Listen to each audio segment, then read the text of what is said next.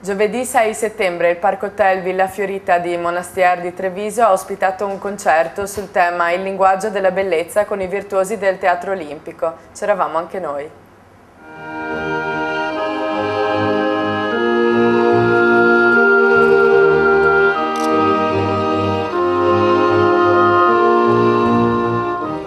Un appuntamento annuale, quello del concerto al Parco Hotel Villa Fiorita di Monastier di Treviso. Una serata dedicata interamente alla musica e alle sensazioni che questa trasmette.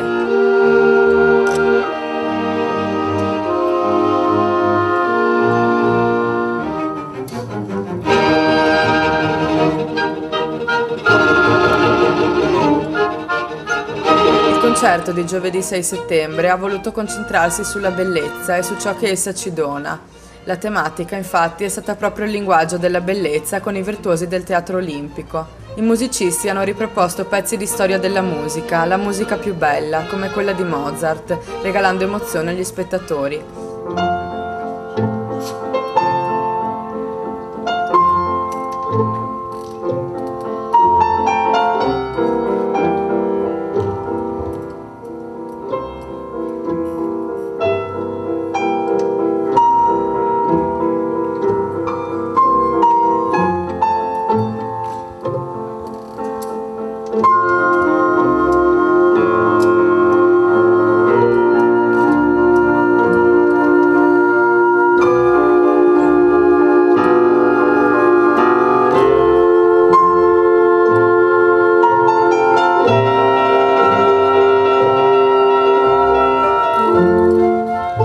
La settima edizione del concerto ha ospitato, come sempre, musicisti di fama internazionale, considerati proprio ambasciatori della musica nel mondo, i quali hanno saputo dare voce, con la musica stessa, a una delle bellezze più rare, la composizione armonica dei suoni.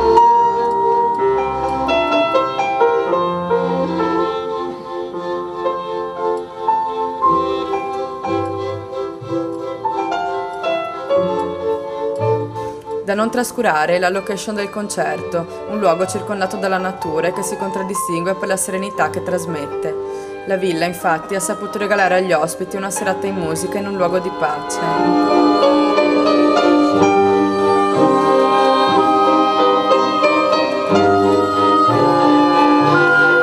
Una serata dedicata quindi alla musica, ma non solo. Chi ha assistito al concerto ha potuto vivere o rivivere momenti di ascolto di una delle arti che più toccano le emozioni, la musica.